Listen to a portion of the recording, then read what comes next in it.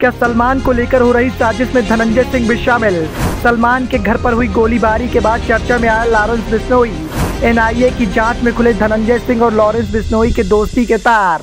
लोकसभा चुनाव की सरगर्मियां तेज हैं। लगातार सियासी दलों के द्वारा सियासत के समीकरण को साधने की पुरजोर कवायद की जा रही है, लेकिन इसी बीच में जौनपुर की सियासत के सरताज धनंजय सिंह को लेकर बड़ा खुलासा हुआ है। अपराध की दुनिया से राजनीतिक सफर में उतरने वाले धनंजय सिंह के तार इतने मजबूत होंगे, इस बात का अंदाजा कोई नहीं लगा सकता। कुख्यात गैंगस्टर लॉरेंस बिश्नोई ने अलग अलग राज्यों में माफिया और बाहुबलियों के साथ गठबंधन कर रखा है। यूपी में उसका अहम सहयोगी पूर्व सांसद और बाहुबली धनंजय सिंह है। अपने विरोधियों को खत्म करने के लिए ये लोग एक दूसरे को हथियार नहीं, शूटर भी उपलब्ध करवाते हैं। इसका खुलासा बिश्नोई से राष्ट्रीय जांच एजेंसी की पूछताछ में हुआ है। लॉरेंस बिश्नोई इस समय पंजाबी गायक सिद्धू मूसेवाला की हत्या में गुजरात की साबरमती जेल में बंद है। तो वहीं धनंजय सिंह अपहरण और रंगदारी के एक मामले में 7 साल की सजा के बाद जौनपुर की जेल में बंद है। धनंजय सिंह को कभी पुलिस की एनकाउंटर में मार गिराने का दावा भी किया जा चुका है, लेकिन कुछ समय बाद उसके जिंदा निकलने की खबर ने खलबली मचा दी थी। इसके बाद उसने राजनीतिक संरक्षण लिया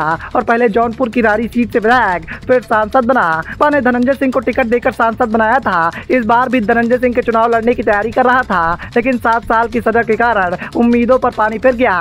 फिलहाल बसपा ने उसकी पत्नी श्रीकला को टिकट देकर जौनपुर से चुनाव के मैदान में उतार दिया है, लेकिन मतदान से पहले ही पत्नी के लिए बुरी खबर निकलकर सामने आई है और धनंजय सिंह को लेकर जिस तरीके का चौंकाने वाला खुलासा हुआ है, उससे साफ हो गया है कि चुनावी परिणाम में धनंजय सिंह की पत्नी को भारी नुकसान उठाना पड़ सकता है। धनंजय सिंह जौनपुर का सांसद बनने से पहले हिस्ट्री सीटर हुआ करते थे। उसके ऊपर कई केस थे। कई मामलों में गवाहों और वादियों के पक्षद्रोही होने से धनंजय सिंह को राहत मिलती रही। रंगदारी और अपहरण के जिस मामले में सजा सुनाई गई, उसमें भी गवाह और वादी दोनों पक्षद्रोही हो गए थे।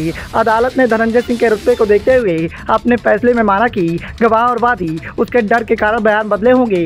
ऐसे में धनंजय सिंह को 7 साल की सजा सुनाते हुए जेल भेज दिया गया है। सलमान खान को धमकी और उसके घर के बाहर हुई फायरिंग के बाद एक बार फिर से लॉरेंस बिश्नोई ने चर्चा में आ गई। एनआईए ने बिश्नोई को पिछले साल कई बार हिरासत में लिया। पूछताछ के दौरान बिश्नोई ने एनआईए को बताया कि उसके उत्तर प्रदेश में धनंजय सिंह, हरियाणा में काला झटेरी, राजस्थान में रोहित गोदारा, दिल्ली में रोहित मोई और हसीम बाबा के साथ संबंध हैं। सूत्रों का कहना है कि अपने प्रतिद्वंदियों को खत्म करने के लिए ये लोग एक दूसरे को हथियार के साथ साथ शूटर भी मुहैया कराते हैं। ये लोग एक दूसरे की गैंग को अपने इलाके में संरक्षण देने के साथ साथ सीमा पार करने में भी मदद करते हैं। इसके बदले में कमीशन भी तय कर दिया गया है। मुंबई पुलिस ने 2 लोगों को, सागरपाल और विक्की गुप्ता को अभिनेता सलमान खान के बिंद्रा स्थित आवास पर गोलीबारी में गुजरात में गिरफ्तार किया था। एनआईए को शक है कि सलमान खान के घर पर हुई फायरिंग ट्रायल रन हो सकती है और बिश्नोई कई बड़ी योजना बना रहा है। इसी को लेकर झारखंड की जेल में बंद कुख्यात अमन साहू से भी पूछताछ हुई है।